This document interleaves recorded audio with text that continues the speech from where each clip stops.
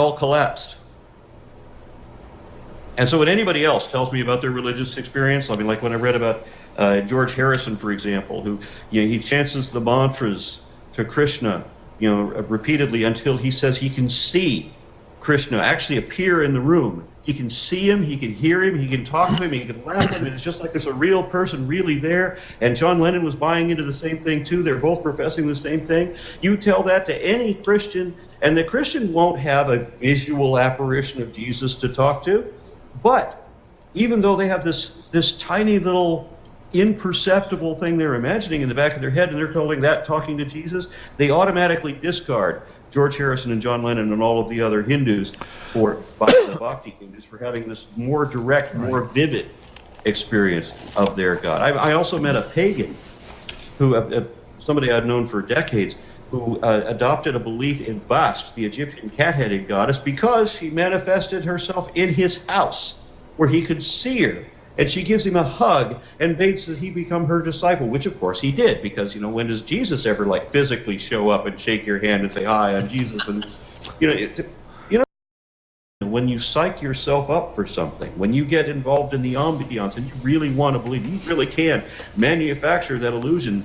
And I found that I was doing that as a neo-pagan occultist practitioner. I was doing that for other people. In the early 80s, it was a great way to pick up chicks. Honestly, I mean, it was a great way to get somebody involved in something what they would be interested in. And I found that I could convince anybody to see or hear or experience anything they already believed, if they already believed it. You're never going to convince a Christian to see Krishna, or a Krishna to see, or a Hindu to see Jesus. It's not going to work that way. But if they already believe it, you can work on that. And if they want to believe it, you can make them experience audibly, visually, however you like, anything they already into, because they want it that bad. And when you build up the music, the drums, the incense, whatever is involved in the ambiance of that, you can manufacture all these illusions. And when I realized that I was actually manufacturing illusions for people rather than getting them to really experience something that was real, it occurred to me how dishonest that was. But then in the instant later, you realized it had a mirror effect, that I was actually doing that to myself. The people that have done it know that I'm saying it's true, and they're all going like, yeah, he's telling the truth. This guy is not lying. It's true. Yeah. You really can have them. I mean, the people out there who've done it are already willing and able to testify that what I'm saying is, in fact, the way it works. And the other people are going, nah, couldn't be that simple. Couldn't be that easy. And it is. One of the sad components in my life is people ask me, well, how can I know if Jesus is real? How can I know if God is real? How can I know if this faith is real? How can I experience what you've experienced? Those sorts of questions. And the answer to all those is very simple. Ask him and he'll give it to you. Anybody can have a relationship with Jesus and thereby know God. And it's as complicated as saying, Jesus, I want to know you. I want to love you. I want to feel you. I want to feel your love in my heart. So this is what I say to people, and they look at me with, with great doubt, like, it couldn't possibly be that easy. And the fact is, it really is. It's that simple. You sit down and you say, God, I am sick and tired of my life the way it is. It's not working. It's not working. I've tried everything, and none of this is working. And I want to find a new direction in my life, and I want to know Jesus. I want him to be the Lord of my life. I want him in my heart. Give me, come on in. I'm opening the door. Come on in. Do you find people receptive to that when you? I'm so tired of trying to find the truth. I don't know. Yeah. I don't have to do that anymore. And it's just so much easier to be like, this is just life and it's going to be okay. You know what I mean? And honestly, people ask me, well, what about, don't you fear death? Actually, less than when I was a Christian, because it was always like, have I done enough? Am I going to go to hell? Is God going to let me go to heaven? Now it's just, people are like, well, are you atheist? I don't know. What do you believe? I don't know. Like, I'm comfortable saying, I don't know if there is a God, who it is. I don't know what happens. And I have general peace with saying that, just like no Christian really knows. They say they do, but why do Muslims, why are they so strong in their faith? Or Buddhists, or we have all these like signs and wonders in all sorts of religions. They are all convinced that they're right. But really, the humble thing to say is, I don't know. Blah, blah, blah, blah, blah. It's such a better place to be. And like, I can look at people now, they're not a project to me to be fixed anymore. When I was a Christian, when I would stumble across people, it was instantly like, how am I going to manipulate them into believing my religion? So like, now I just see them as people and I learn from them. And it's like my relationships are so much more rich and authentic and beautiful versus these people are a project. I got to figure out how to get them into Christianity. I see this and this and this and this wrong with them. There's this sin. I don't do that anymore. You know what I mean? And so that helps my healing too. It's helping me to be able to look within and areas that I have that are still dark, you know, and I just is there the last couple years, I started to feel very lonely, very not content. I remember I would just stand in my kitchen and cry and just be like, God, what is wrong with me? I have an amazing husband. I have a good life. I have beautiful children. I'm living for you. Like, why do I feel so empty and so sad and so lonely? And just like thoughts of even like suicide started to come up. Like, not I had a prophecy spoken over me. I mean, it was like all the Bethel stuff, right? So that's how we started our Christian journey. It was very extreme. Was he a Christian before then, or was that his introduction to it? So he was kind of like me. He grew up in a home where, you know, like they believed in God. That day I left there, I got in my car and I drove home to my husband, didn't call him. I walked in the door and I'm just crying, makeup all over my face, snot running down my nose. And he's like, what are you doing here? And I laugh now, but it's not funny at the time, but I just was like, God sent me, you know, God sent me here. And at this moment, he didn't even know what I was really doing. He thought I just came home from Afghanistan, decided I didn't want to be married, realized while I was there that I wasn't actually happy and I made a mistake. And so I sit there and I spill everything to him. I tell him about my past and high school and my struggle and what I was doing then, and that I actually cheated on him. And then it started with, I need to tell somebody. So of course I call some family members, and I'm just going to kind of leave out some details just to kind of protect their identity and stuff. But I call some family members. They're, you know, Christian at the time. They pray with me, you know, reinforce the idea that I'm hearing from God and tell me, you know, what do you need me to do? I'll help you. And so basically what we did is we went to my girlfriend's house at the time and packed my stuff. And I told her, God told me I need to leave you, basically. Very traumatic. Like at this point in my life, I was extremely happy. I would never been happier with somebody. I felt like my real self. What I truly wanted, like our relationship was good at the time, and we had all these plans, and I basically had to rip her heart out and my heart out for, you know, to follow God. And the next 2.5 years, I remember feeling like I wanted to die. I had such bad anxiety and panic attacks. And I just believed this was basically my chastening from God, and that I was dying to self, and this was my flesh being crucified. I gave up everything. I didn't cuss anymore. I didn't watch or listen to anything that had anything questionable on it. Yeah, I was. You were staying with your husband at that point? Yep. So I went back to my husband. He forgave me. We dove into this church hard. We got baptized together, and it was, I don't know if you know what the NAR is. New God, if this God really wanted me to know the truth so bad, and my heart was literally to know that, and I was laid out on the altar, why am I so exhausted, and why is it so confusing? It's bringing division in my life. I'm losing all these relationships. Make it so clear. Why is the Bible not preserved? Why is there all these different translations and edits and biases, and we don't have the original? If this is the word of God that is going to save me, and I need to live by this, or I'm going to be damned, why is it so hard to find out what the hell it says? You know what I mean? I got to the point where it was like, I was just like gripping like sand, and I had such cognitive dissonance. I just must be reading something wrong. So I need to go, I need to solve that problem and I need to make that fit. And so let me come from this angle.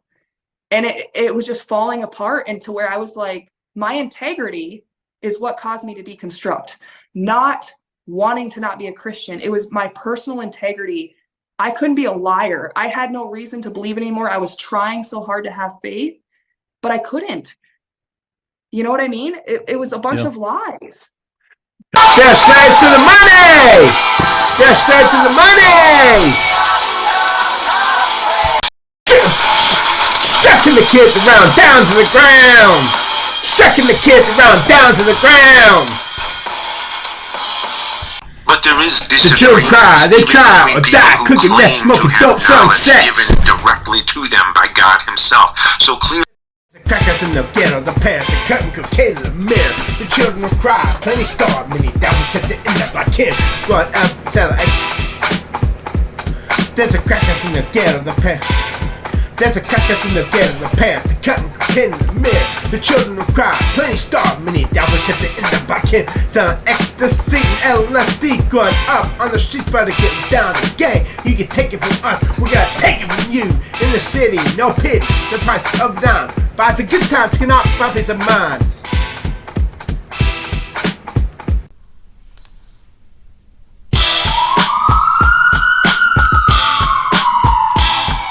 The night shining brightly, dark sunny days. The night shining brightly, dark sunny days. The homeless waking up underneath the blanket of smog. People running here and there, everywhere to the square and the mall. It's a man for themselves, heaven help me should I fall. Feeling hustling the buzz, it's fun looting in the malls. Another shooting in the halls. I look graffiti on the walls in the city, no pity. The price of a dime, it buys me good times and cannot bump us of mine. My base, right now, government, bailiffs, undercover agents, war in the city. It's big business, tax hikes, rip-offs, rising prices.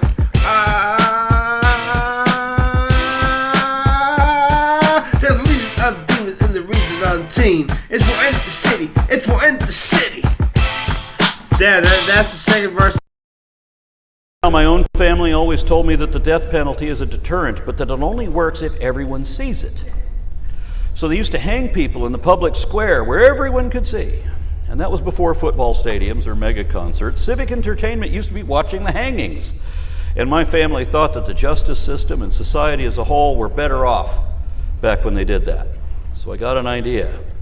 Let's say, instead of feeding these prisoners forever, and instead of finding new and devious ways of killing them where no one could see and everyone thinks it's horrible anyway, you know, you have to have the guy. Why to have 7 guys in a firing squad is because every one of them could maybe walk away with the feeling that maybe it wasn't their bullet that killed the guy. Well, if we're having problems with that with our executioners, have the prisoners kill themselves. Have the prisoners kill each other, right? On television. Let's have Thunderdome. This was my idea. First timers fight each other to the death, barehanded, no weapons. If you want weapons and armor, you have to earn them again for some.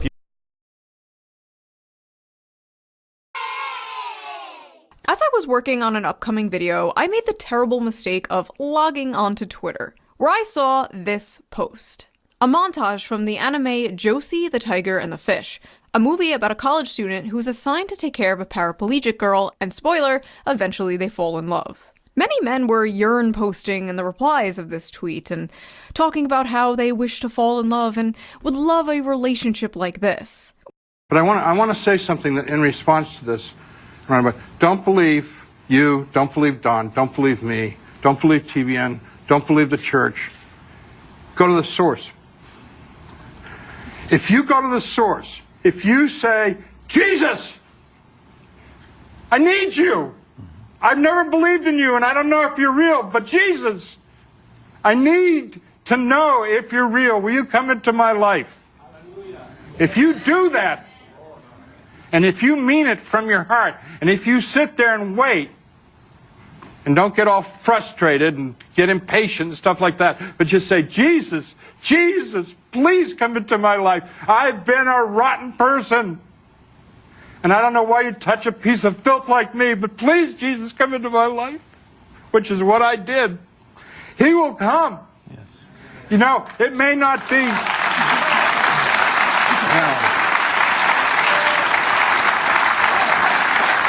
Why didn't you do that before your experience? I didn't know. I wish some idiot like me or you or Don had come and said, you know what?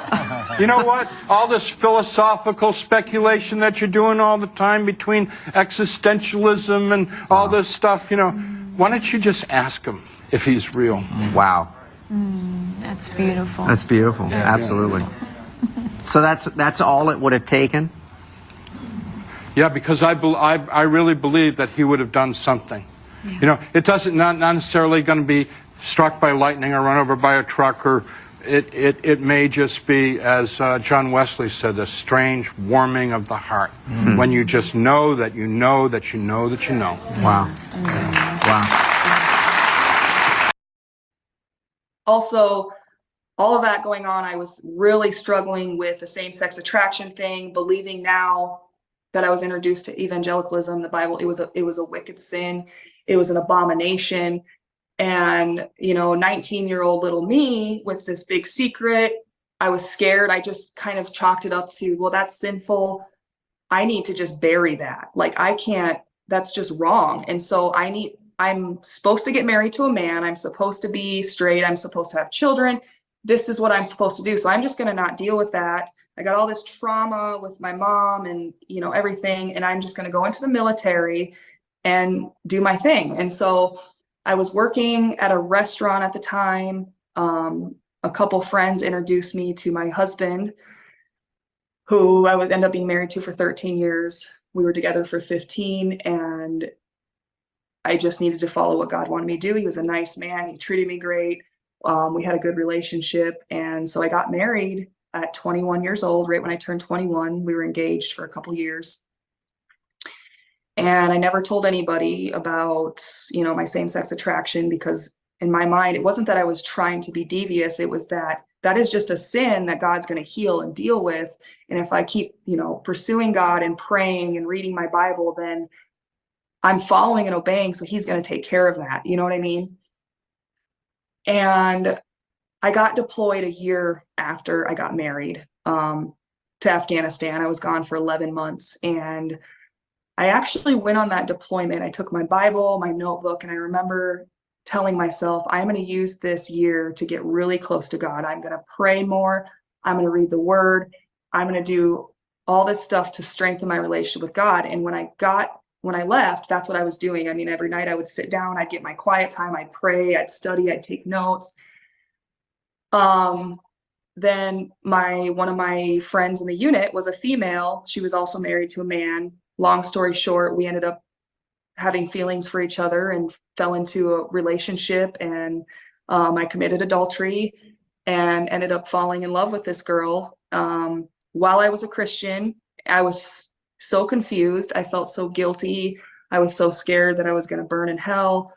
But we were gone for 11 months. As time went on, I realized, I'm like, this is what I want. You know, this is who I am. I started looking at Christian stuff that was accepting of same-sex attraction and getting the kind of a different view.